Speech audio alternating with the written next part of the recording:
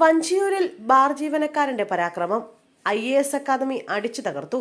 സ്ഥാപനത്തിന്റെ ജനൽവാതിലും ലോഗോ ബോർഡും അടിച്ചു പൊട്ടിച്ചു. അക്കാദമിയുടെ മുന്നിൽ നടന്ന വാക്കുതർക്കം ചോദ്യം ചെയ്തതിനാണ് പരാക്രമം.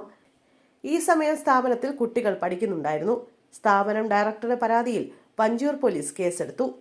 പാലക്കാട് ചിറ്റൂരിൽ 4 വയസ്സുകാരനെ കാണാതായി. ചിറ്റൂർ കറുകമണി എരുമങ്കോട് നിന്നാണ് കുട്ടിയെ കാണാതായത്. ഇന്ന് രാവിലെ 11 മണിയോടെയാണ് സുഹാൻ എന്ന കുട്ടിയെ കാണാതായത്. ചിറ്റൂർ പോലീസിന്റെ നേതൃത്വത്തിൽ കുട്ടിക്കായി വ്യാപക തെരച്ചിൽ നടത്തുന്നുണ്ട്. ഓടുന്ന കാറിൽ കൂട്ടബലാത്സംഗത്തിനിരയായി IT ജീവനക്കാരി. കമ്പനി സിഇഒയും സഹപ്രവർത്തകയും ഭർത്താവും അറസ്റ്റിൽ. രാജസ്ഥാനിലെ ഉദയപൂരിലാണ് സംഭവം. ഓടുന്ന കാറിൽ സ്വകാര്യ IT കമ്പനിയിലെ സിഇഒ, മേലുദ്യോഗസ്ഥ, അവരുടെ ഭർത്താവ് എന്നിവരാണ് തന്നെ ക്രൂരമായി ബലാത്സംഗം ചെയ്തതെന്ന് മാനേജരായ യുവതി പോലീസിനോട് പറഞ്ഞു. സംഭവത്തിൽ പ്രതികളായ 3 പേരെയും പോലീസ് അറസ്റ്റ് ചെയ്തു.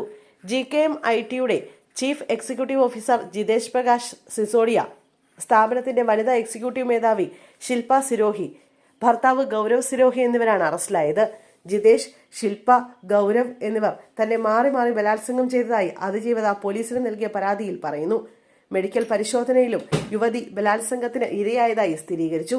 അതിജീവിതയ്ക്ക് സ്വകാര്യ ഭാഗങ്ങളിലടക്കം പരിക്കേറ്റെന്നും ആഭരണങ്ങൾ, സോക്സുകൾ, അടിവസ്ത്രങ്ങൾ എന്നിവ നഷ്ടപ്പെട്ടതായും പോലീസ് പറഞ്ഞു.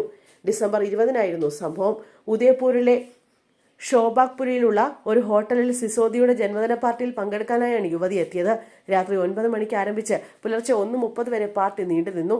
അതിജീവിത ഉൾപ്പെടെ ഒത്തുചേരലിലുണ്ടായിരുന്ന എല്ലാവരും മദ്യപിച്ചിരുന്നുവെന്ന് പോലീസ് പറഞ്ഞു.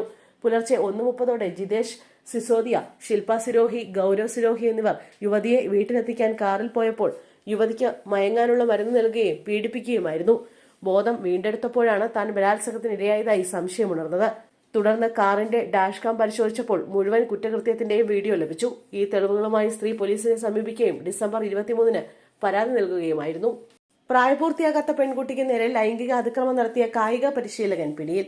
വയനാട് പടിഞ്ഞാറത്തറ സ്വദേശി ചന്നവയൽ മടത്തുവയൽ രാജീവനാണ് 16-കാരിയോട് ലൈംഗിക അതിക്രമം നടത്തിയെന്ന പരാതിയിൽ അറസ്റ്റിലായത്.